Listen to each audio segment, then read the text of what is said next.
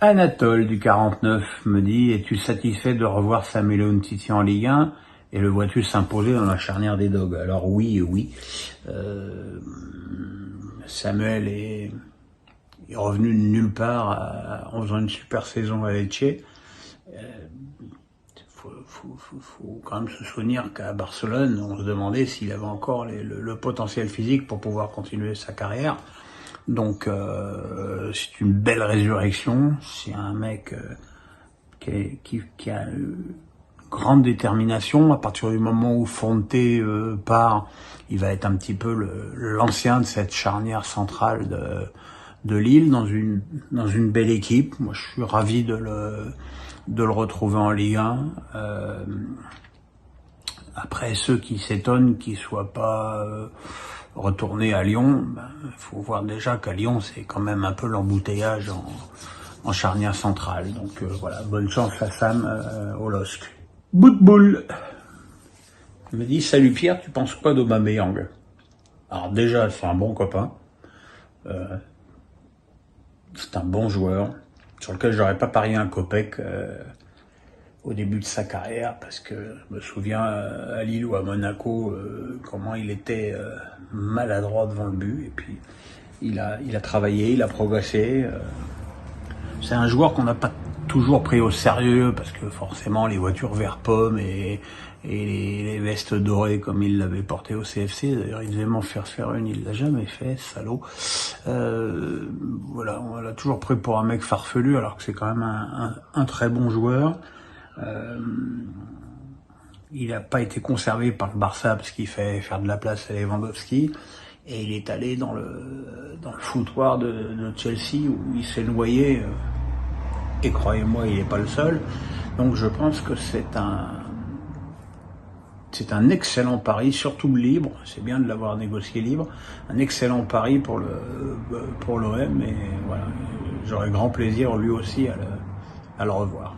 Tony G me dit: suite aux récentes déclarations de Florian Maurice affichant clairement les ambitions de podium, crois-tu le Stade Rennais puisse atteindre cette ambition, voire mieux? Vois-tu Enzo Lefebvre exploser cette saison et s'imposer comme un leader du championnat? Le recrutement de Rennes, il est intéressant, mais il est quand même un peu centré sur les mêmes postes. Je veux dire, entre Lefebvre et Blas, même si Lefebvre est plus travailleur que Blas, c'est quand même deux milieux offensifs, qu'on le veuille ou non. Ça ne réglera pas tous les soucis défensifs des Bretons. Maintenant, c'est une équipe qui n'a pas terminé loin, malgré une deuxième partie de saison tout de même très chaotique. Donc voilà, je pense que c'est un club qui, s'il progresse, effectivement peut viser le podium. Oui. Sugar me dit: bien que ce soit le début de la compétition, les matchs de l'EDF contre l'Australie et la Jamaïque ont montré un niveau de jeu assez inquiétant pour la suite de la compète. Quel est ton avis global sur la situation et sur la suite de la compète pour nos Bleus? Bon, c'est vrai que le match contre la Jamaïque, il était absolument horrifiant, d'un niveau technique, d'une faiblesse mais abyssale. Pas d'idée dans le jeu. On balance des grands ballons devant, alors que finalement devant on a Eugénie Le Sommer qui a des qualités mais qui n'est pas une joueuse athlétique, sinon ça se saurait. Le point sur lequel il faut quand même insister, c'est que cette équipe de France, elle est amoindrie par les blessures. On sait que Henry a déclaré forfait quelques jours avant le début du tournoi, mais que Katoto est blessé depuis plus d'un an. Et Katoto, c'est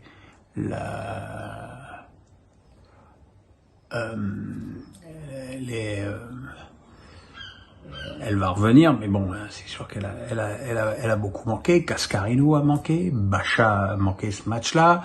Là, il semblerait qu'il y ait une inquiétude pour Wendy Renard. Pascal, avec ses petits bretzels, son ballon de foot et sa bière, me dit Emaga et Silla au Racing pour 32-33 millions d'euros. Que vous inspire ce début de mercato strasbourgeois? Et pensez-vous que coach Vieira va continuer en 5-3-2 malgré les ailiers attendus? Merci d'avance pour votre réponse. Je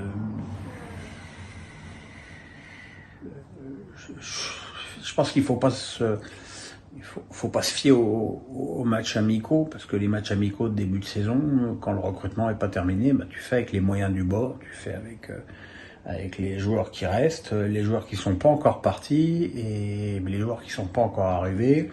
Tu fais jouer beaucoup de jeunes, donc je pense que peut-être que Patrick a dû estimer que la formation la plus cohérente en l'état actuel de son effectif était de jouer un 5-3-2. C'est vrai que pour l'instant, le recrutement de Strasbourg s'oriente, en tout cas au niveau de l'académie, beaucoup sur des petits ailiers rapides, plus le Gabriel, le Brésilien, qui devrait être prêté un an au Racing. Maintenant, Emega, l'avant-centre, il fait 1m95, probablement falloir lui donner des ballons aussi. Donc je pense que effectivement l'organisation devrait plus tourner autour d'un 4-3-3, mais voilà. Petite parenthèse pour dire que je suis assez effaré des commentaires de certains supporters strasbourgeois qui ne comprennent pas qu'on dépense autant d'argent pour des jeunes joueurs qu'eux estiment inconnus, c'est-à-dire qu'ils ne les connaissent pas. Voilà. Dans la série, on n'est jamais content, ils sont pas mal aussi, ceux-là. Théo me dit « Salut Pierre, quelles ont été ou quelles sont aujourd'hui tes relations avec Daniel Riolo? Tout comme toi, il n'hésite pas à avoir les avis tranchés. »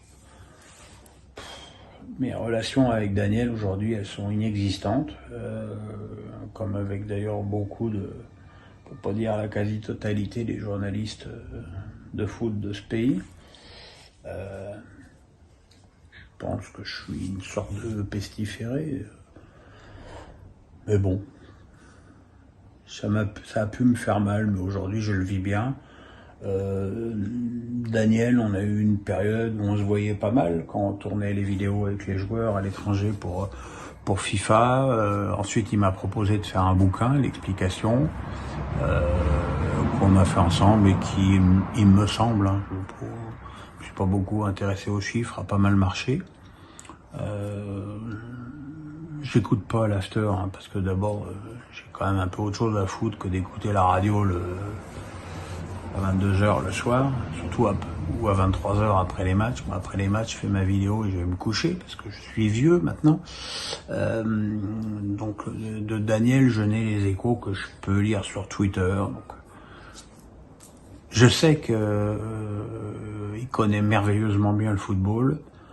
Je sais aussi qu'il est victime de son caractère et qu'il est très souvent excessif notamment dans ces haines viscérales sur certains joueurs, mais voilà, c'est loin d'être le pire, c'est loin d'être un des moins compétents. Seb, écrivain foot, mon ami des bons conseils du bête. Marseille réalise un très bon mercato, mais quid de cette équipe lors de la CAN?